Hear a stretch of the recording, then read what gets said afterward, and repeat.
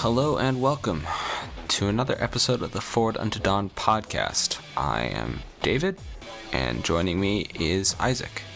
What's up, guys? Hey, and this is just a short little podcast to catch people up. We're recording this the Saturday after PAX Prime 2014, which Isaac and I both managed to go to this year. We just wanted to fill you in on some of the stuff we saw, what we thought about it, and just a little update cast. And interestingly enough, this was Dave's first PAX. So, Dave, what were your general impressions? Oh, well, yeah, so it's my first PAX. How many times have you been now? You've been many. This will be my third. Yeah. So, it was fun. I mean, that's really when it comes down to it. It was great to actually meet a lot of the Halo community I had not met before in person, talked to a lot. Guys from Halo Gaff, guys from HBO, guys from a bunch of different communities, actually. We were repping copies of our continuing book project, Community Evolved, communityevolved.com, if you've never heard of it. Got some good feedback on that. The show floor is busy. Lots of stuff going on there. There was a really cool Halo Master Chief Collection panel, which we went to.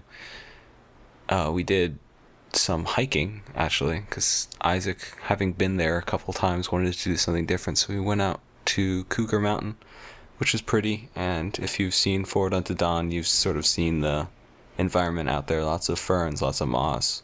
I mean, Vancouver's really close to Seattle, so it's all part of the Pacific Northwest, and environment's nearly exactly the same. It felt like we were walking through Sursinius 4. Yeah, it was very cool, and Isaac might have down the line something related to that coming to Forward Unto Dawn. We'll see.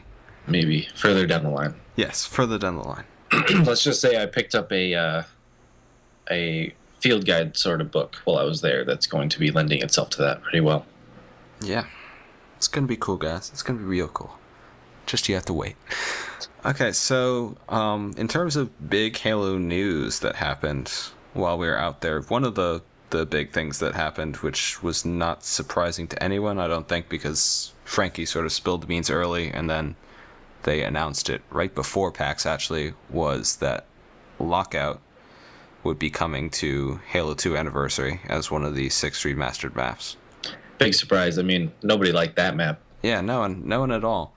And there's some decent screenshots up. We actually went and spent a fair amount of time playing it hands-on. If you don't remember, which I actually did not until I went back and looked at some of the old pictures, Lockout sort of has a Frozen Flood theme, like Quarantine Zone, like Sacred Icon. Yeah, in the shotgun room, they have a whole corridor of flood containment cells that many people don't realize, but if you look inside them in Halo 2, you actually can see some sort of flood shape. It's very ill-defined. But it's not just a green glow.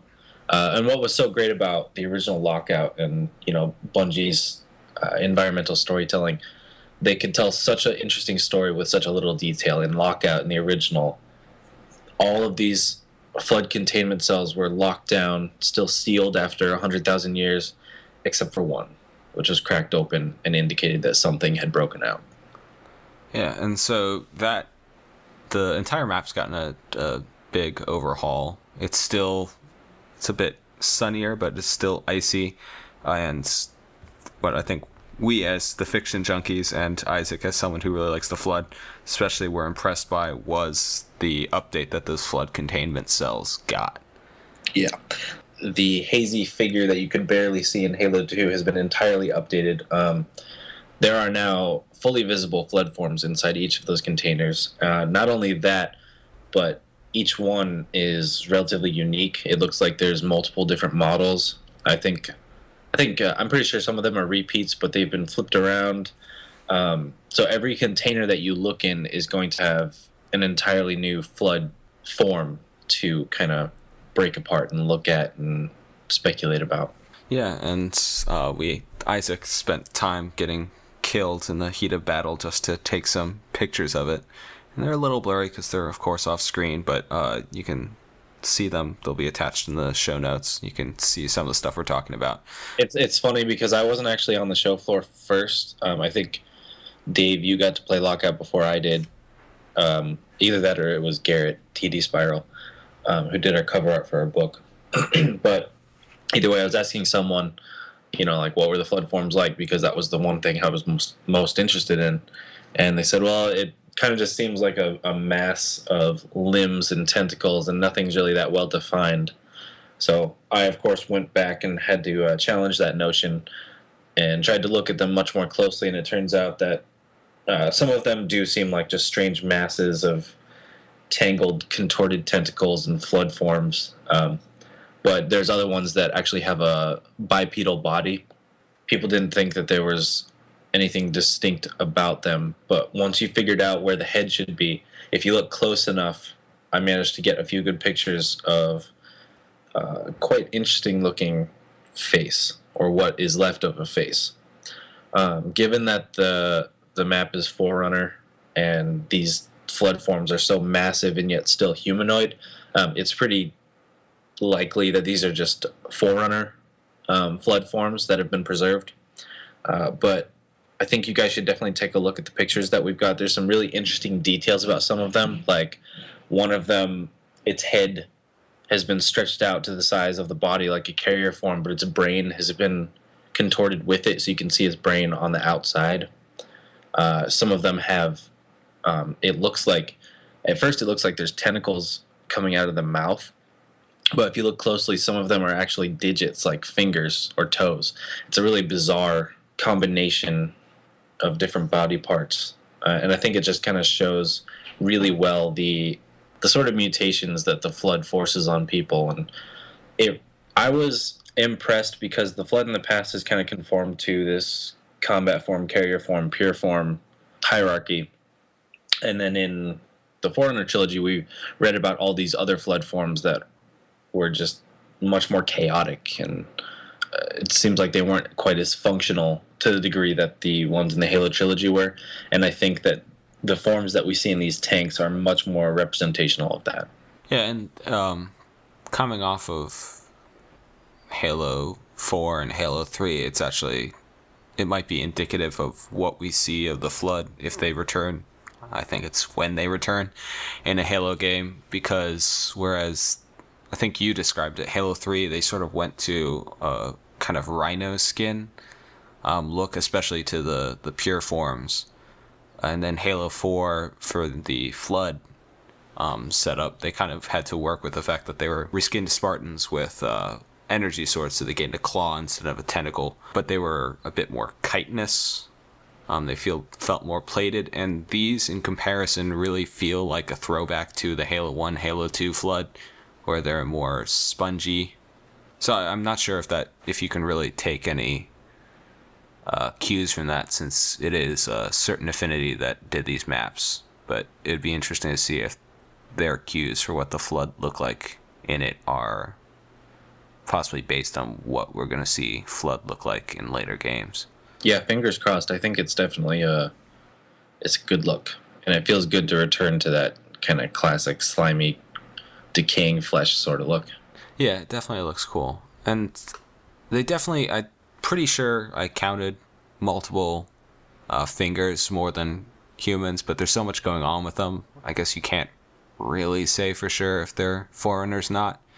But I guess the question of the fact that, like you said, they are so distorted, if it's something like they were sort of controlled experiments to see what mutations would happen by the Forerunners, or these are just sort of the natural kind of uncontrolled forms we might see, that they're sort of frozen in like some sort of transition. There's a lot of cool hooks you might see into it and what they might be telling us. Yeah, I think there's definitely going to be more to look at once we can get some hands-on time with the map ourselves and actually, get to look at those live without being shot at. But until then, I think everyone listening to this, if you're listening to this, you're probably into fiction, because that's what brought you to Forward Unto Dawn, hopefully.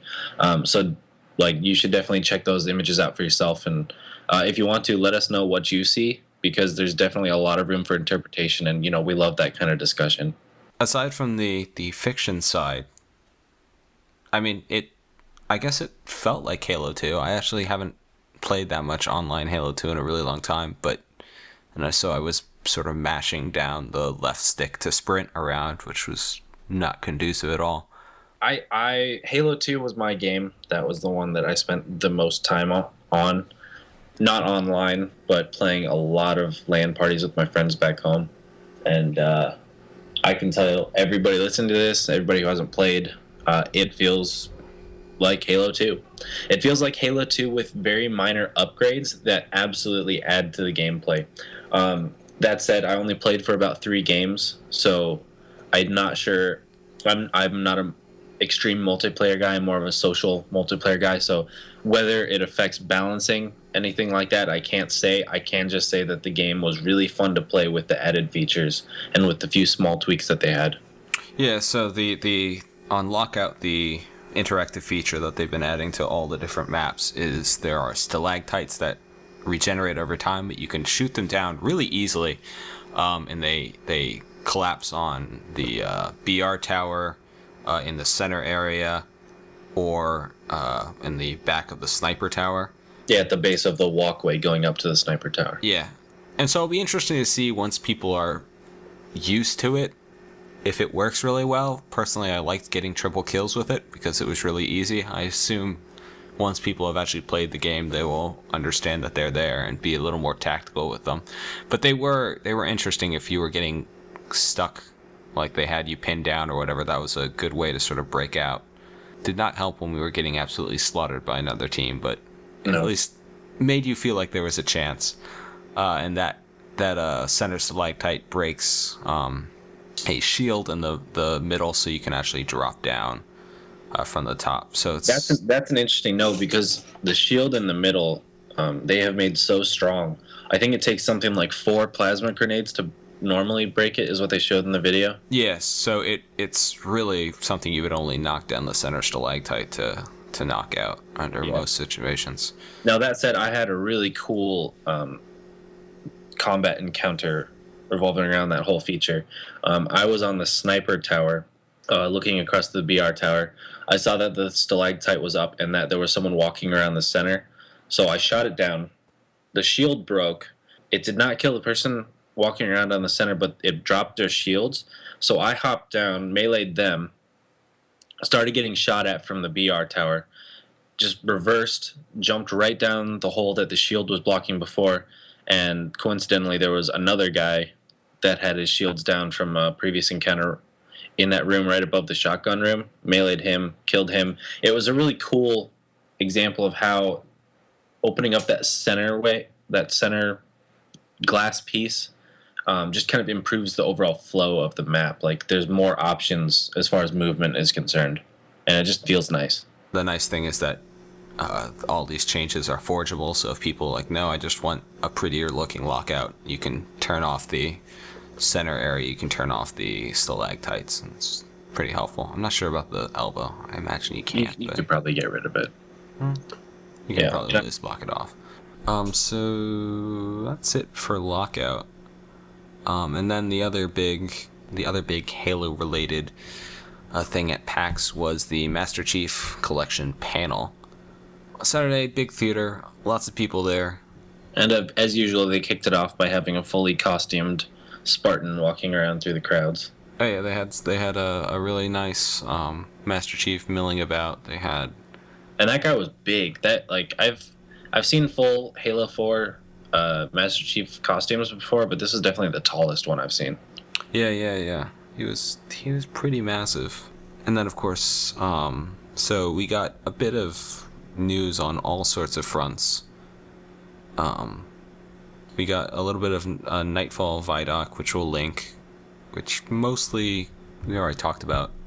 But it did reveal a lot of plot details that, while we've kind of speculated at in the past, it's nice to have it confirmed now. Have a real vision of what's to come. Yeah, so it's confirmed that it's a piece of Halo ring that's not actually crashed on a planet, but it's sort of hurtling towards the sun, and it's flipping over. And so they're filming in Iceland because that gives them excuse to talk about how the sun has totally roasted the out of control planet, and that's why everything's kind of destroyed, which is cool. On the other hand, you kind of like but I want to see Halo realized on screen, not just a broken, ashy mess. Yeah. But such is life.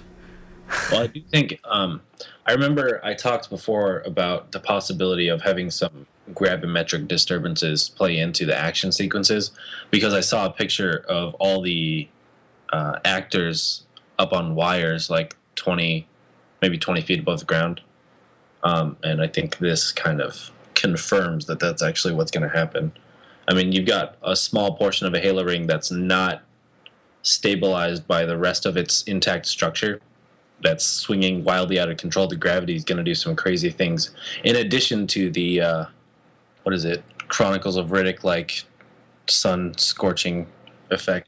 Yeah, so we got a little more on Nightfall, and then the big news was they showed off a lot more. They at the panel was the audio director for Anniversary, and so we got a lot more of the music, the remastered music. We got a sample of the Mjolnir mix with Steve Vai, who's returning to record stuff. We got a bit of Never Forget.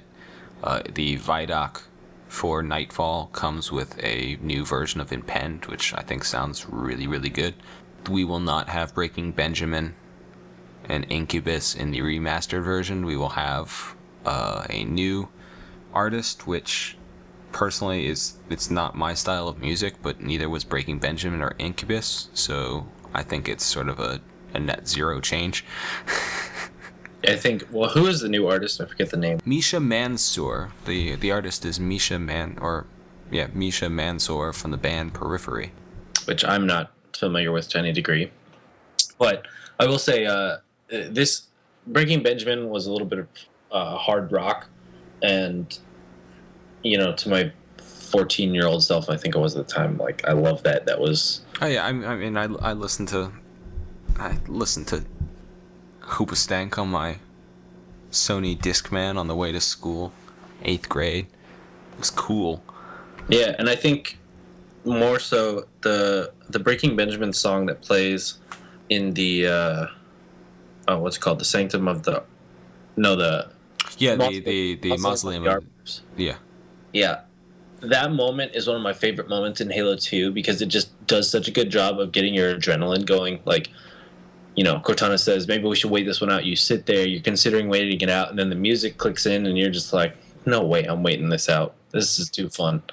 And they've stepped it up. It seems much more metally rather than hard rock, which, I'm fine with. I listen to all sorts of metal. And it's really just a replacement for the exact same vibe that they were going for. I think the moment's still going to be just as intense, and it's going to be just as effective when you actually play the game. They demoed a lot of the sound effects, which pretty much all sounded great to me.